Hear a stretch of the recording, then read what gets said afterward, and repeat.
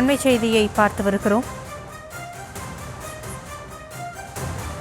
எஸ்ஐஆருக்கு தடை கோரி திமுக இன்று மனு தாக்கல் செய்யப்போவதாக தெரிவிக்கப்பட்டிருக்கிறது. அது குறித்தான அண்மை செய்தியை பார்த்து வருகிறோம்.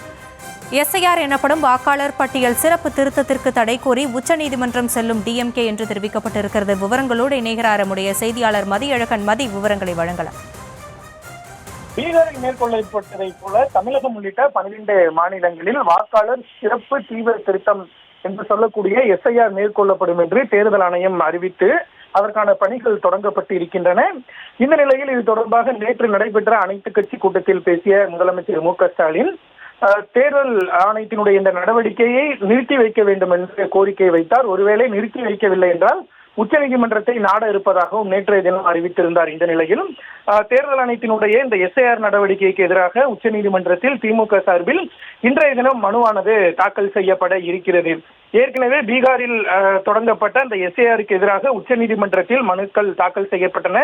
அந்த மனுக்கள் மீது உச்சநீதிமன்றம் பல்வேறு உத்தரவுகளையும் பிறப்பித்தன. அதன் அடிப்படையில் தான் அந்த எஸ்ஐஆர் நடவடிக்கையில் பல்வேறு மாறுதல்களும் மேற்கொள்ளப்பட்டன.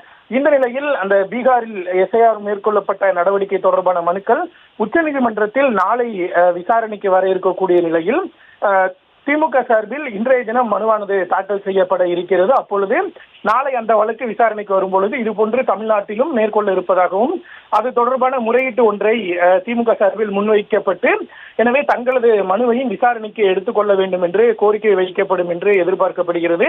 அந்த வகையில் திமுக சார்பில் இன்றைய தினம் மனுவானது தாக்கல் செய்யப்பட்டு நாளை பீகார் தொடர்பான மனு விசாரணைக்கு வரும்பொழுது முறையீடு செய்யப்படலாம் என்று எதிர்பார்க்கப்படுகிறது. குறிப்பாக திமுகவை பொறுத்தவரை தற்பொழுது மழைக்காலம் தொடங்கி இருக்கிறது. இந்த மழைக்காலத்தில் அவசரமாக இந்த எஸ்ஐஆர் நடவடிக்கை மேற்கொள்வதற்கு பதிலாக காலம் தாழ்த்தி பின்னர் மேற்கொள்ளலாம் என்ற ஒரு கோரிக்கை தான் திமுக சார்பில் முன்வைக்கப்படுகிறது. எனவே உச்சநீதிமன்றத்திலும் இதே போன்ற ஒரு கோரிக்கை தான் முன்வைக்கப்படும் என்று எதிர்பார்க்கப்படுகிறது.